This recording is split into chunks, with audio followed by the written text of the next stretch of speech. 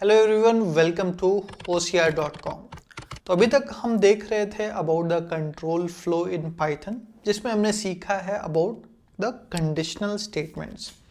सो अभी तक हमने क्या क्या कवर किया है, तो अभी तक हमने ऑलरेडी कवर कर लिया है इफ एलिफ या if else, as well as the if else ladder या फिर इफ एलिफ लैडर जो भी बोलते हैं।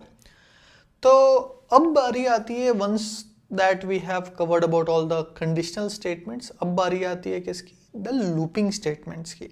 हाँ, यहाँ पे भी एक स्टार मार्क है अबाउट मैच केस। तो अगेन, अगर आप जावा या फिर इवन जावास्क्रिप्ट वगैरह पढ़ के आ रहे हो तो वहाँ पे होता है था स्विच केस। तो पाइथन में until recently before 3.10 version of Python ये मैच केस नहीं था, but since the version 3.10 and above ये मैच केस भी आने लगा है।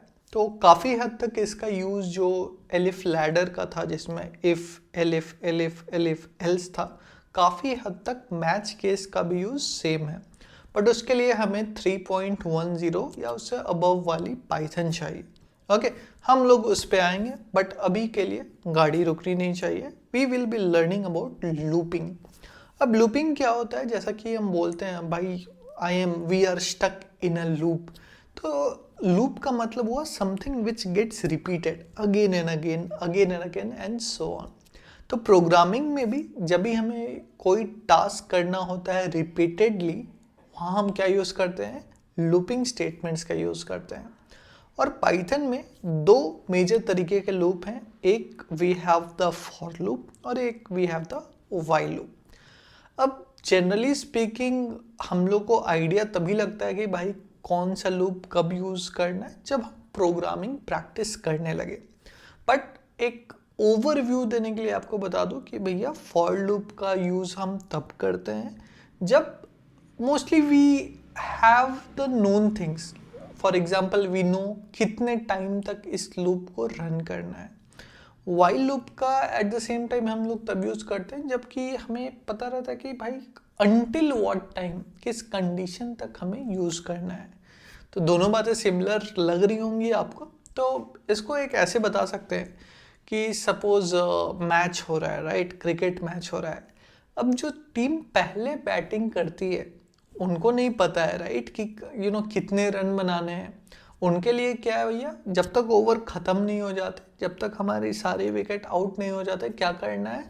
हमें रन बनाते रहना है। तो वो रिपीटेडली हर बैट्समैन हर बॉल पे उनका क्या काम है? रन बनाने का। तो वैसा ही कुछ है वाइल लूप। हमें एग्जैक्ट कितने रन बनाने हैं we don't have any idea, but क्या है पता है हमें कि हाँ भाई, जब तक 50 ओवर ख़त्म नहीं हो जाए या फिर जब तक हमारे सारे बैट्समैन आउट नहीं हो जाए, हमें रन बनाते रहना है।